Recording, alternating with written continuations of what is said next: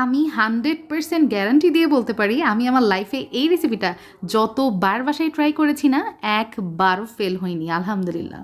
তো এটা একটা নো ফেল রেসিপি, যে আপুরা একদমই নতুন ধরেন তো তারাও এটা ইজিলি পেরে যাবে। আমি আজকে আপনাদেরকে এই রেসিপিটা বানিয়ে দেখাবো হচ্ছে চুলাতে, তবে পারফেক্টভাবে আপনারা ওভেনে কিভাবে বেক করতে পারেন সেটাও দেখে দেব। নরম তুলতুলে চকলেট স্পঞ্জ কেকের একদম 100% পারফেক্ট রেসিপিটাই আজকে শেয়ার করতে যাচ্ছি। আশা করি আপনাদের সবার কাজে লাগবে।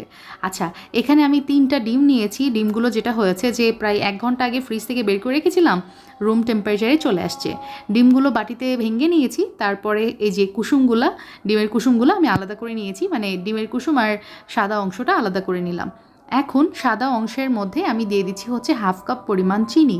তো 1/2 কাপ চিনি দিয়ে এখন আমি একটা হ্যান্ড বিটার দিয়ে এটা বিট করে নিব। তবে আপনারা চাইলে কিন্তু হ্যান্ড উইক্স আছে না, সেটাও ইউজ করতে পারেন, তবে এটা একটু সময় সাধ্য, তবে ওটাও কাজ করবে। তো হয়ে গেছে। এখন যেটা করেছি, ওই যেই ডিমের কুসুমগুলো আলাদা করে রেখেছিলাম সেটা কিন্তু দিয়ে দিলাম। এখন ডিমের কুসুম সহ আমি মিশ্রণটা বিট করে নিয়েছি প্রায় 10 সেকেন্ডের মতো। তো হয়ে গেছে, এখন নেক্সট স্টেপে চলে যাচ্ছি। এখন একটা আমার লাগছে স্টেনার, এখানে আমি কতগুলো শুকনো উপকরণ চেলে নিব। আর কেকের মধ্যে সবসময় চেষ্টা করবেন যেই শুকনো উপকরণগুলো চেলে দেওয়ার, তাহলে বেস্ট রেজাল্ট পাবেন। 1/2 কাপ ময়দা নিয়েছি, তার সাথে দিয়ে দিলাম 2 টেবিল চামচ কোকো পাউডার, তার সাথে আরও ব্যবহার করেছি হচ্ছে বেকিং পাউডার, আমি এখানে 1 চা চামচ দিয়ে দিলাম। আর সামান্য একটু লবণ ব্যবহার করেছি জাস্ট ফর টেস্টের ব্যালেন্সটা যাতে থাকে সেই জন্য, আপনার চাইলে না ইউজ করতে পারেন। আচ্ছা, তো সব কিছু একত্রে খুব ভালোভাবে চেলে নিয়েছি, তো দেখতেই পাচ্ছেন চালা হয়ে গেছে। এখন ব্যবহার করছি ভ্যানিলা এসেন্স প্রায় 1 চা চামচের মতো, তার সাথে কুকিং অয়েল দিয়ে দিলাম হচ্ছে 2 টেবিল চামচ। এখন যেটা করব, একটা স্প্যাচুলা নিয়ে খুবই আলতো হাতে এই মিশ্রণগুলো আমার একত্রে মিক্স করতে হবে। তো হয়ে গেছে আলহামদুলিল্লাহ। আর এটার কনসিস্টেন্সি দেখে নিশ্চয়ই বুঝতে পারছেন এটা কেমন থিক হবে।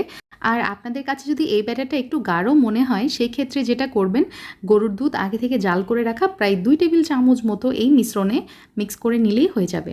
এখন একটা 1 পাউন্ড কেকের মোল্ডের মধ্যে আমি কেকের ব্যাটারটা ঢেলে নিচ্ছি।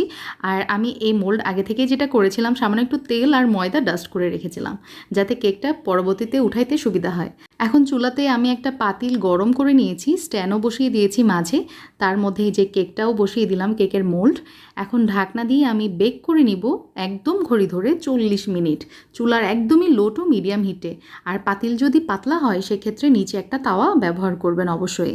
আর ইলেকট্রিক ওভেনে বেক করতে হলে 160 ডিগ্রি সেলসিয়াস টেম্পারেচারে মাত্র 30 মিনিট বেক করলেই হয়ে যাবে।